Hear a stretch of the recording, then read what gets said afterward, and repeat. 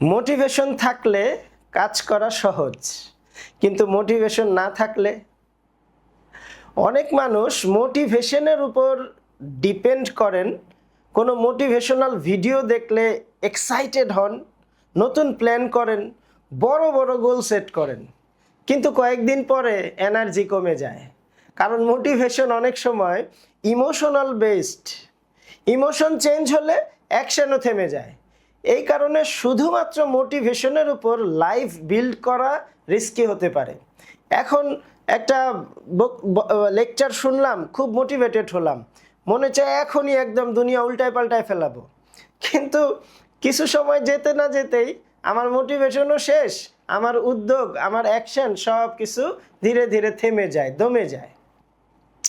ধরুন, নতুন বছরে জিম করার সিদ্ধান্ত অনেক মানুষ নেয়, কিন্তু কয়েক সপ্তাহ পরেই মেজরিটি মানুষ তার কন্টিনিউ করেন না।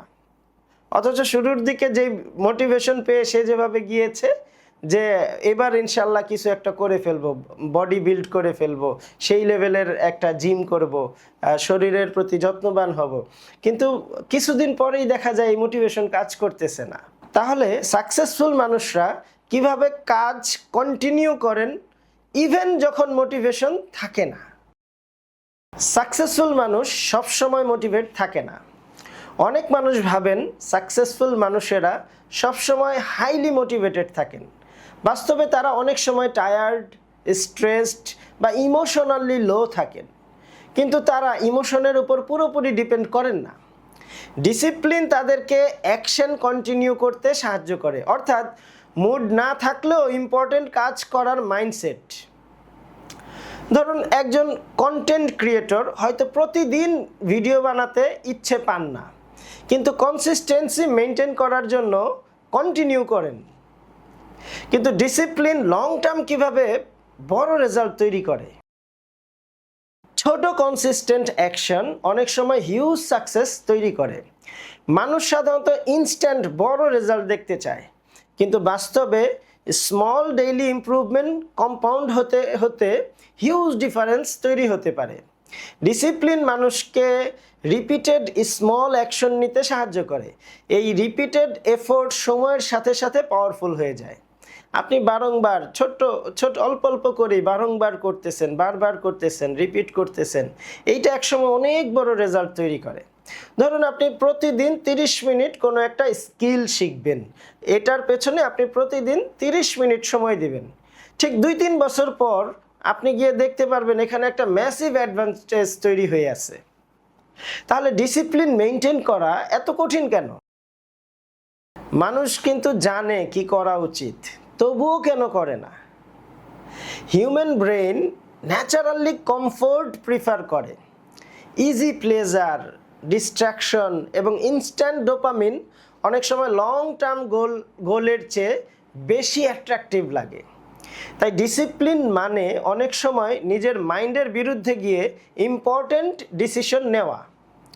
সামনে এক্সাম, কিন্তু পড়ার বদলে মানুষ সোশ্যাল মিডিয়ায় স্ক্রল করতে শুরু করে। তাহলে ডিসিপ্লিন মানুষরা এনভায়রনমেন্ট কিভাবে ব্যবহার করে জানেন? স্ট্রং মানুষ শুধু উইল পাওয়ারের উপর ডিপেন্ড করে না। অনেক ডিসিপ্লিন মানুষ আসলে স্ট্রং রুটিন তৈরি করেন, কারণ প্রতিদিন ডিসিশন নেওয়া মেন্টালি এক্সস্টিং। রুটিন কিছু ডিসিশন অটোমেটিক করে দেয়। এনভায়রনমেন্ট ও ডিসিপ্লিন ইনফ্লুয়েন্স করে। যদি 4-5 ডিস্ট্রাকশন হেভি হয়, তাহলে ফোকাস মেনটেন করা কঠিন হয়ে যায়। রাতে ফোন দূরে রেখে ঘুমানো অনেক সময় মর্নিং প্রোডাক্টিভিটি ইমপ্রুভ করতে পারে, কিন্তু ফোনটা কাছে নিয়ে ঘুমালে আমার এই প্রোডাক্টিভিটিটাকে অটোমেটিক কমিয়ে দেয়। ডিসিপ্লিনের সবচেয়ে বড় রিওয়ার্ড কি? ডিসিপ্লিন শুরুতে পেইনফুল, কিন্তু পরে ফ্রিডম তৈরি করতে পারে।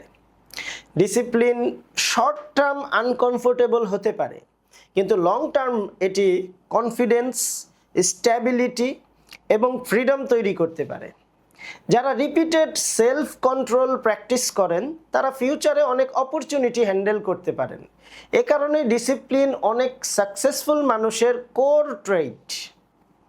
যে মানুষ ইয়ার্স ধরে কন্টিনিউয়াসলি স্কিল বিল্ড করেন, ফিউচারে তিনি অনেক বেশি ভ্যালুয়েবল হয়ে উঠতে পারেন, কারণ সে দীর্ঘ বছর দীর্ঘ সময় সে এটার পেছনে নিয়মিত ধারাবাহিকভাবে সময় ব্যয় করেছেন। তাহলে প্রশ্ন হলো, ডেইলি হ্যাবিট কিভাবে পুরো জীবন পরিবর্তন করতে পারে?